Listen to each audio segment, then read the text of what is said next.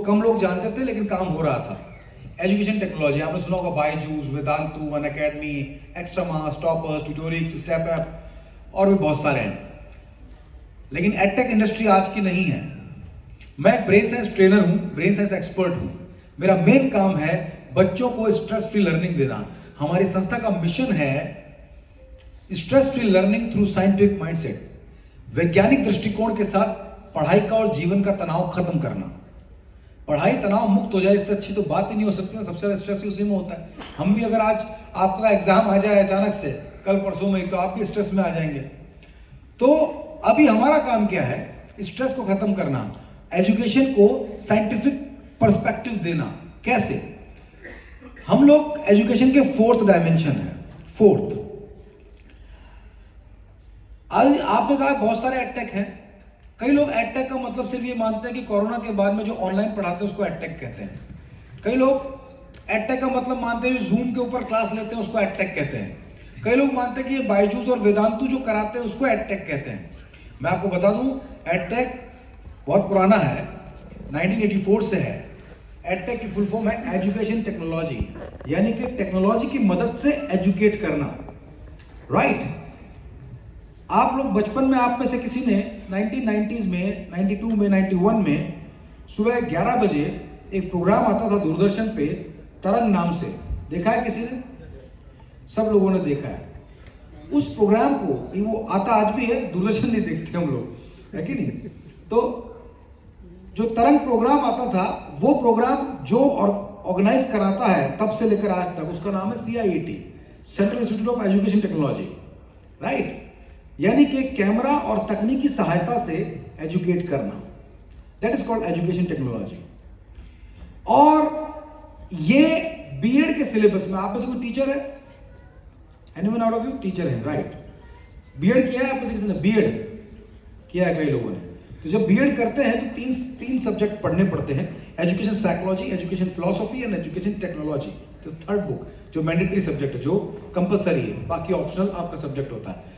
तो कंपलसरी में education technology, शिक्षा प्रविधि। राइट?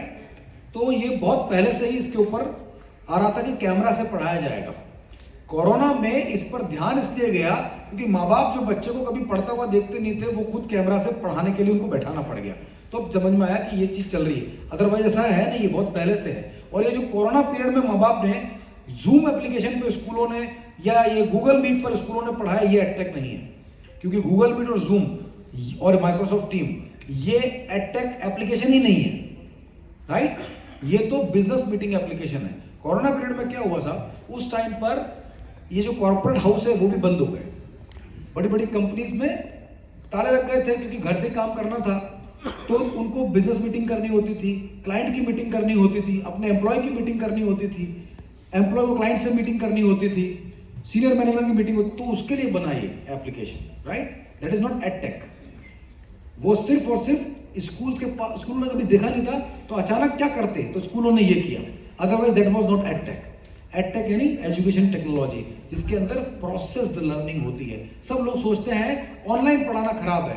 ऑनलाइन नहीं होना चाहिए, क्योंकि स्कूल्स के पास ऑनलाइन अचानक सर पे टूटा तो टीचर्स चिढ़ गए इससे। क्योंकि जो बच्चा क्लास में नहीं बैठता वो भागता है बाहर। ऑनलाइन पे तो बच्चे तो वैसे तेज होते हैं, फोन के मामले में, कंप्यूटर के मामले में। तो टीचर जब कैमरा पे बोलता था कि ऐसे बैठो वैसे बैठो, तो बटन बंद कर देते थे। तो बोलते थे कि हमारे तो आवाज नहीं आ रही, नेटवर्क नहीं आ रहा है ना, मैम आपने गलत बटन दबा दिया, इंस्टॉल नहीं हो रहा, कुछ भी बोल देते थे।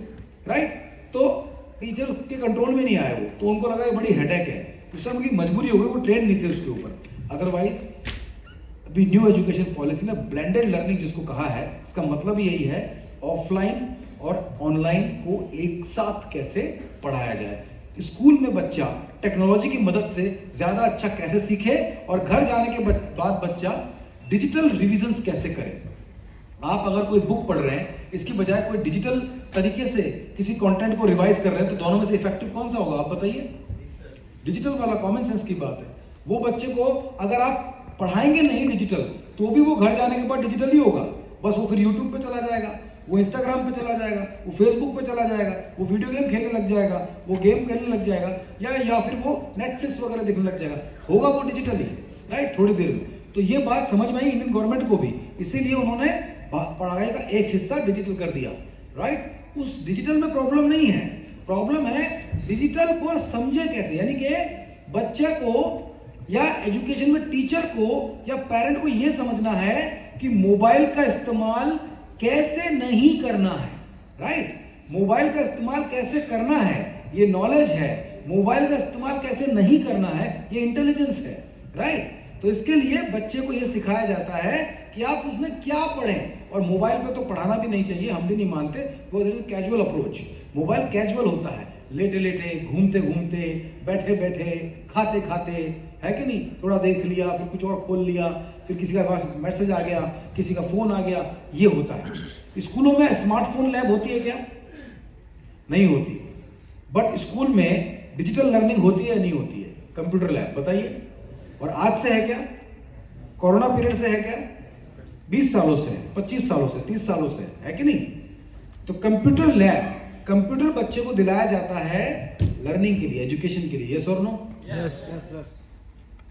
कंप्यूटर का 95% यूज है एजुकेशन, 5% यूज है मिसलेनियस, जबकि मोबाइल का 95% यूज है मिसलेनियस, 5% यूज है एजुकेशन। इसलिए हम भी नहीं कहते कि मोबाइल से पढ़ो, एप्लीकेशन हमने भी बनाया पर पेरेंट के लिए बनाया, ताकि पेरेंट जो कहीं दूर भी बैठा है, किसी और शहर में भी बैठा है, वो अपने बच्चे की ट्रैकिंग कर सकता है कि उसने क्या प्रगति कर रहा है। लेकिन बच्चा कंप्यूटर पे टेबल चेयर लगा के ढंग से जूस पीते हुए, बॉर्नविटा पीते हुए पढ़ाई करेगा, राइट, 1 घंटे ढंग से, सीरियसली। तो दैट इज कॉल्ड एडटेक। अब ये सारी कहानी मैंने बताई। अब एडटेक तो बहुत सारे हैं भैया, एडटेक तो वेदांतु है, बायजू जैसे हाथी बैठे हुए, तो आपकी क्या स्पेशलिटी है? तो चलिए सुनिए साहब कहानी।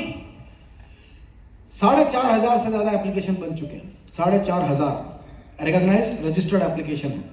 उनमें से लगभग 45 एप्लीकेशन है जो इंडियन गवर्नमेंट के DPIIT से अप्रूव्ड है, राइट, जिनमें से बायजूस भी है, वेदांतु भी है, अनअकैडमी भी है, स्टेप ऐप भी है और एक्स्ट्रा मार्क्स भी है। और उन 45 में से, यानी कि वो सब स्टार्टअप इंडिया, आई इनिशिएटिव, DPIIT में अप्रूव्ड है। उन 45 में से सिर्फ 7 संस्थाएं हैं जिनका गवर्नमेंट के साथ भी प्रोजेक्ट चल रहा है, यानी सरकार ने उसको ठप्पा लगाकर उसकी सेवाएं लेना शुरू किया है, सरकार भी उससे सीख रही है कई सारे स्टेट में। उन 45 में से एक, उन 7 में से एक अकेला ब्रेन साइंस ब्रेनीवुड है जो 4th डायमेंशन में अप्रूव्ड है, बाकी सारे 3 डायमेंशन में अप्रूव्ड है।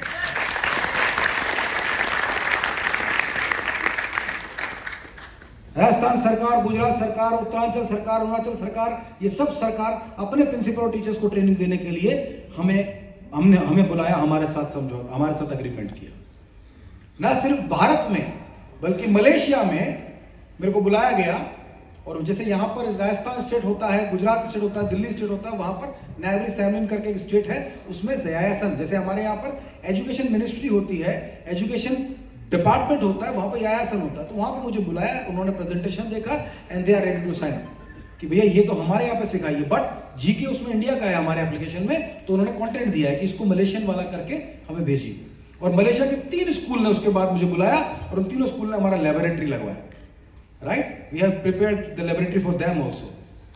तो इंडिया के अलावा एशिया में दूसरा कंट्री मलेशिया है जहां पर हमारा ब्रेन साइंस पहुंचा। अब सवाल है कि ब्रेन साइंस है क्या? इतनी देर से आप कहानी सुना रहे हो। बच्चों के तनाव को, उनकी सुसाइड को, उनकी परेशानी को पूरी तरह से खत्म करना है अगर, तो आपको समझना पड़ेगा एक वर्ड, 4th डायमेंशन। आपके पास एक गाड़ी है, उसका एक टायर पंचर है, तो आप पहले पंचर ठीक कराएंगे या पंचर गाड़ी चलाते रहेंगे? जल्दी से बताइए। ठीक कराएंगे, पहले पंचर ठीक कराएंगे। आपके पास 3 ऑप्शन है, पंचर गाड़ी ठीक कराओ 100 रुपए लगेंगे, पंचर हवा भरा दो उसके अंदर, पंचर रहने दो, हवा भराओ 5 रुपए में भर जाएगी, या पेट्रोल पंप पे फ्री में भर जाती है, फिर जब तक चलेगी फिर निकल जाएगी तो फिर से भरा देना, फिर निकल जाएगी फिर से भरा देना। तीसरा तरीका है पंचर को ही चलाओ, पंचर चलाओगे थोड़ी देर चलेगी, गाड़ी खराब हो जाएगी, गैरेज में खड़ी हो जाएगी। हवा भरा के चलाओगे तो भी कभी ना कभी तो खराब होगी ही होगी, राइट। तो सबसे बढ़िया उपक्रम क्या है? 100 रुपए तो लगेंगे पर एक बार पंचर, यही करते हैं ना आप लोग। पढ़ाई की गाड़ी के 4 पहिए होते हैं, reading, writing, understanding and recollection. Reading skill, writing skill, understanding skill, recollection skill. पढ़ने का स्किल, लिखने का स्किल, समझने का स्किल और फिर से याद आ जाए यानी याद रखने का स्किल। आप जब बचपन में पढ़ाई करते थे 4 काम करते थे, पढ़ते थे, लिखते थे, समझते थे और याद करते थे, यस और नो? यस।